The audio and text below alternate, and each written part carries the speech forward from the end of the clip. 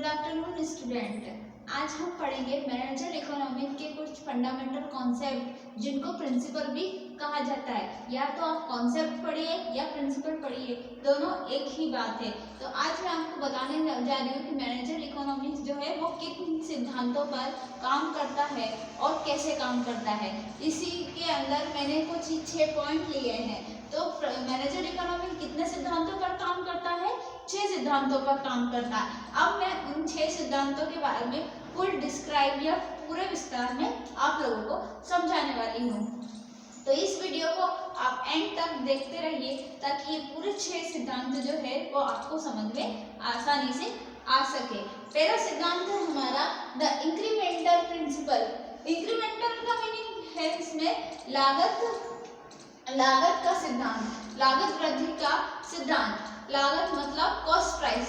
हम कुछ भी प्रोडक्शन करते हैं उसमें कोई ना कोई कॉस्ट प्राइस तो जरूर होती है और उसकी लागत में कितनी वृद्धि होती है या कितनी वृद्धि होनी चाहिए, ये हमारा कौन सा सिद्धांत बताता है? इंक्रीमेंटल प्रिंसिपल हमको बताता है कि हमारी लागत में कितने की वृद्धि हुई है और कैसे हुई है। ये सारा सिद्धांत कौन सा बताता है? इंक्रीमेंटल प्रिंसिपल हमें बताता है। तो इसके अंदर क्या रहता है? मैनेजर इकोनॉमिक्स जो रहते हैं वो इस सिद्धांत पर काम करते हैं और फिर वो पता लगाते हैं कि सिद्धांत हमें कैसे वर्क करके चलता है। मान लो कोई भी वृद्धि जो हुई है, कॉस्ट प्राइस एक साल की 10,000 है और अगले साल की कॉस्ट प्राइस में वृद्धि हुई है और दूसरे साल हमको कॉस्ट प्राइस ही जो है वो 20,000 लगी है। तो 10,000 की जो वृद्धि हुई है वो किस तहत हुई है? क्या हमें पिछले वर्ष कुछ लाभ हुआ था या प्रॉफिट हुआ था? कितने का प्रॉफिट हुआ था? हमने उस प्रॉफिट को कैसे डिस्ट्रीब्यूट किया? ये सारी चीजें जो है वो इस सिद्धांत के अंदर आती है। तो फर्स्ट प्रिंसिपल है द इंक्रीमेंटल प्रिंसिपल, मतलब लागत वृद्धि का सिद्धांत। तो इस सिद्धांत के अंदर हम जितनी भी लागत लगी है, चाहे वो पहले साल की हो, दूसरे साल की हो या आने वाले जितने भी साल की हो, वो सारी लागत का मूल्य हम इसमें निकाल सकते हैं। अब उसी के साथ हम दूसरा सिद्धांत पढ़ते हैं, यानी कि दूसरा प्रिंसिपल। अब हमारा दूसरा प्रिंसिपल है मार्जिनल प्रिंसिपल।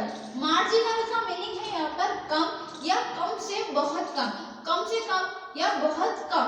मार्जिनल मतलब कि हमारी जो लागत मूल्य है वो कम या कम से कम होनी चाहिए ताकि हमें जो प्रॉफिट जो है या हमें लाभ है वो ज़्यादा से ज़्यादा हो सके।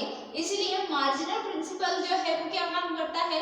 मार्जिन प्रिंसिपल जो है वो कॉस्ट प्राइस को कम करने का काम करता है। अब वो कॉस्ट प्राइस कैसे कम करेगा, मैं आपको छोटा सा एग्जांपल के थ्रू समझाना चाहूँगी। अगर हमने 10 रुपये का कोई पेन है और उसको हम सेलिंग प्राइस उसकी 10 रुपये है और उसकी कॉस्ट प्राइस जो है 5 रुपये है, उसमें 2 रुपये का कोई ट्रांसपोर्टेशन का खर्चा भी ऐड हुआ है, तो वो भी जो है वो कॉस्ट प्राइस के अंदर ही आएगा।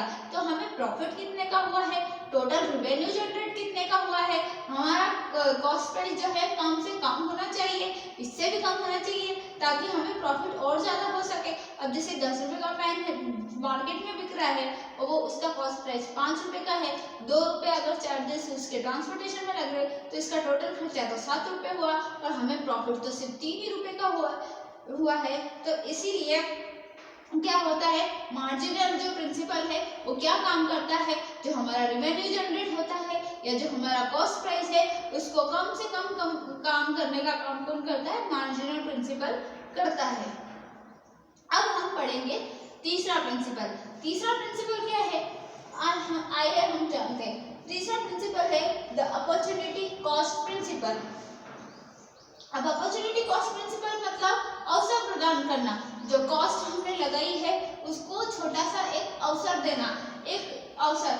अब हम कोई भी बिजनेस या फर्म जो है वो चालू करते हैं या एस्टेब्लिश करते हैं तो उसके सबसे पहले हम उसको कोई ना कोई अवसर जरूर प्रदान करते हैं कि हम ये लगा कर तो देखें क्या हमें इससे प्रॉफिट हो सकता है या लॉस हो सकता है।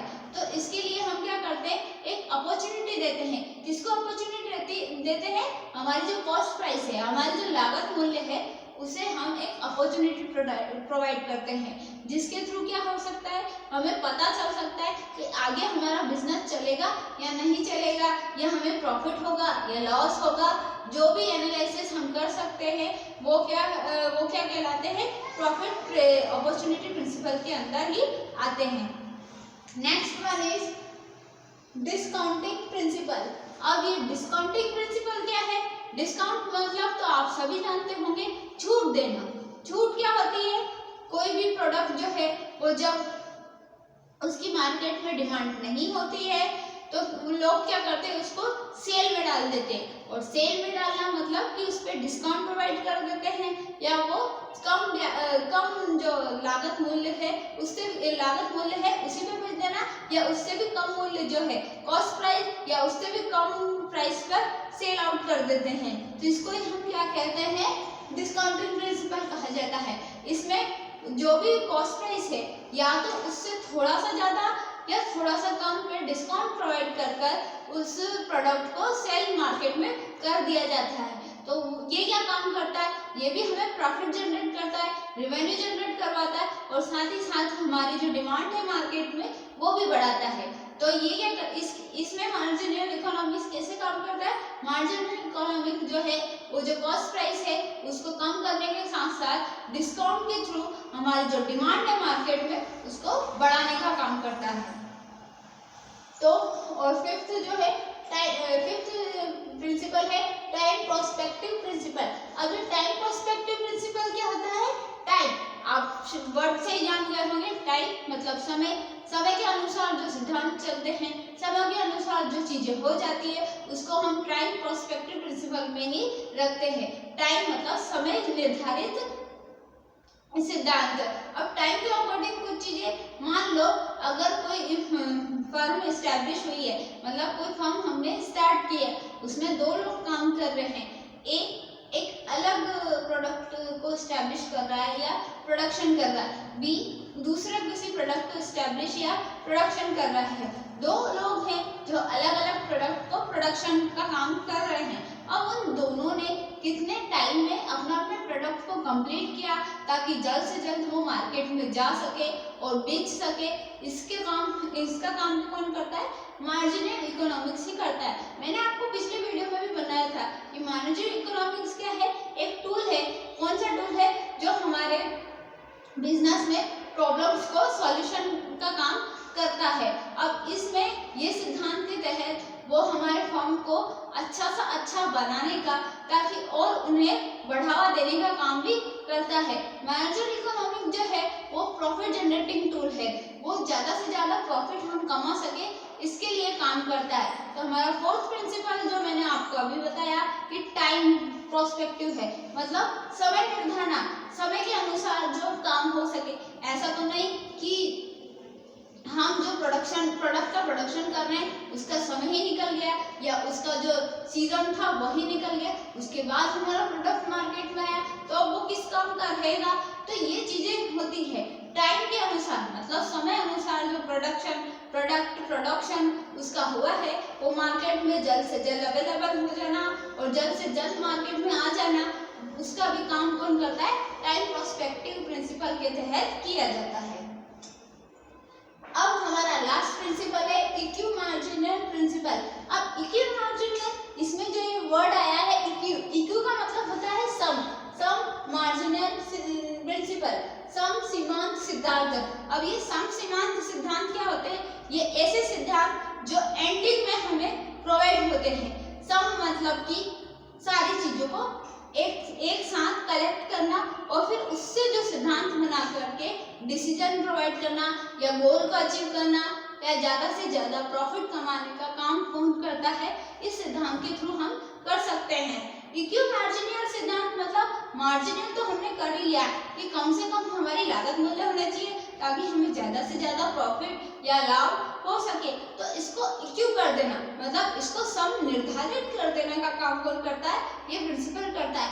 मार्जिनल इकोनॉमी इसमें कैसे काम करता है? तो मार्जिनल इकोनॉमी इसमें ऐसा काम करता है कि ये जो है उसको एक तरह से इस्टेब्लिश कर देता है और फिर क्या होता है उसमें इक्यू मार्जिनल काम करता है। इस सिद्धांत के तहत इक्यू जो है वो अपने जो कॉस्ट प्राइस है उसको कम करना और साथ ही साथ सेलिंग प्राइस को इतना बढ़ा देना कि वो मार्केट में ज़्यादा से ज़्यादा जो प्रोडक्ट है हमारे बेच सके और ज़्यादा से ज़्यादा हम उससे प्रॉफिट कमा सके।